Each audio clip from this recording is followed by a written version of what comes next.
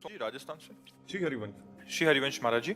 महाराज जी 84 लाख योनियों को भोगने में कितना समय लगता है? कोई अरे भैया कोई इसका हिसाब कोई ऐसी ऐसी योनियां 10-10 हजार वर्ष तक एक ही योनि में, और एक जैसे सर्प योनि है, अब उसके कितने हैं, दुमहा कोबरा कितने कितने, अब उसके तो ब्रह्मा जी से बात करनी पड़ेगी हमारे पास तो उसका लेखा जोखा है नहीं, ब्रह्मा जी से बात करनी पड़ेगी, वो बनाते हैं उनको पता होगा, अपने को तो पता नहीं, अपने तो ब्रह्मा के बनाए हुए इसलिए तो अपने को कोई अनंत माया भगवान की है, अनंत योनि।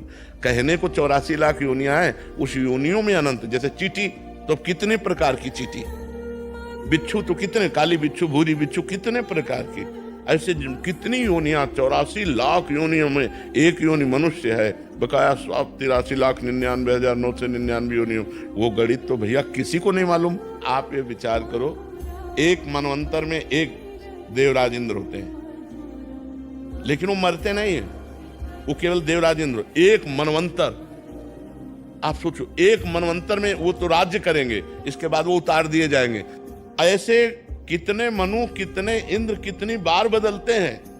तब ब्रह्मा जी का एक दिन होता है, ब्रह्मा जी का एक दिन, उनमें से प्रजापतियों की सब, ये सब योनियों में ही तो है, 84 लाख योनियों के अंतर्गत ही है।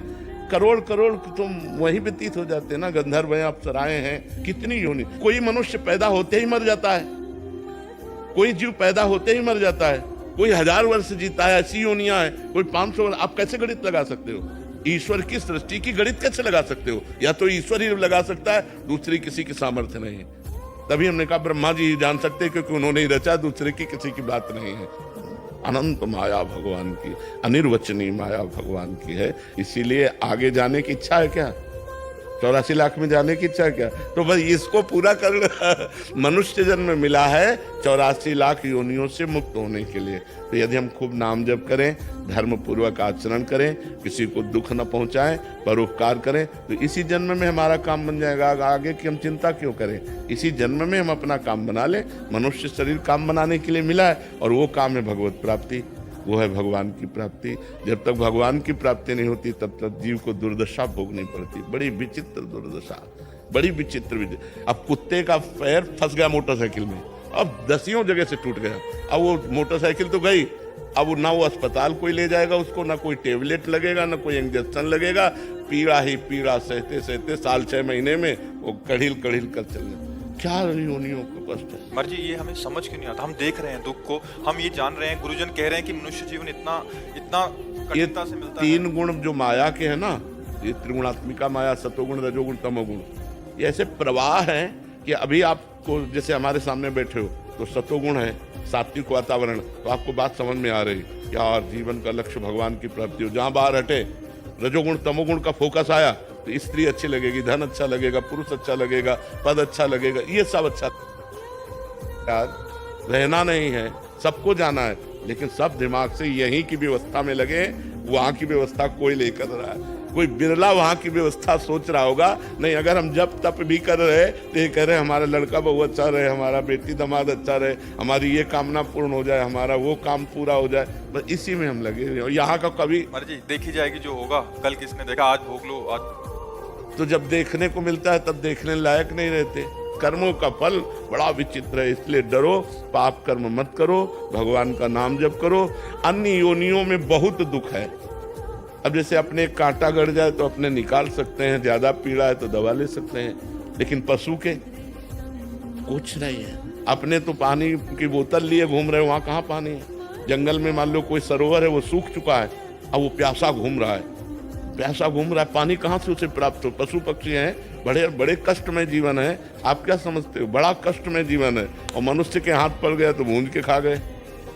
मनुष्य रूपी राक्षस ऐसे हैं कि दिन भर मेहनत करते हैं, शाम के मुर्गा मुर्गी खाते हैं। भी खाते थे, लेकिन जब से आपका सत्संग सब कुछ। हाँ भैया, बहुत पाप कर्म। किसी जीव के मांस को खाना मतलब अपनी दुर्गति कर लेना है। शराब पीना, मांस खाना, पराई स्त्री से व्यभिचार करना, पराये धन को हड़पना, यही तो दुर्गति के कारण है। इन्हीं के कारणों से तो हम 83,99,999 योनियों में जाते हैं। इसलिए खूब भजन करो, किसी गलत आचरण में हम ना जाएं।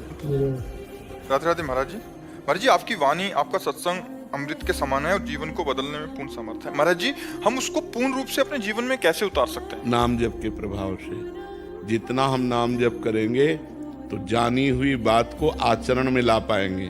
जानकारी तो सबको है लेकिन आचरण में नहीं ला पाते। जैसे हमें जानकारी है कि ये नहीं करना चाहिए, पर हम जानते हुए भी कर बैठते हैं। हमें जानकारी ये करना चाहिए, ये जानते हुए भी हम नहीं कर पाते हैं। इसमें कमी होती है नाम जप की। जितना हम नाम जप करेंगे तो हमारे पूर्व पापों का नाश होगा, हमारे अंदर अध्यात्म बल बढ़ेगा, हमारा जीवन सुखी होगा। यदि नाम जप नहीं करता जीव तो पूर्व के पुण्य से आज सुख भोग लो, कल तुम समस्याओं में फंस जाओगे, कल तुम ऐसे दुखों में फंस जाओगे जहाँ से तुम्हें कोई निकालने वाला नहीं होगा। इसलिए हमें चाहिए नाम जप के द्वारा हम अपने परिवार को सुखी रखें और स्वयं सुखी रहें।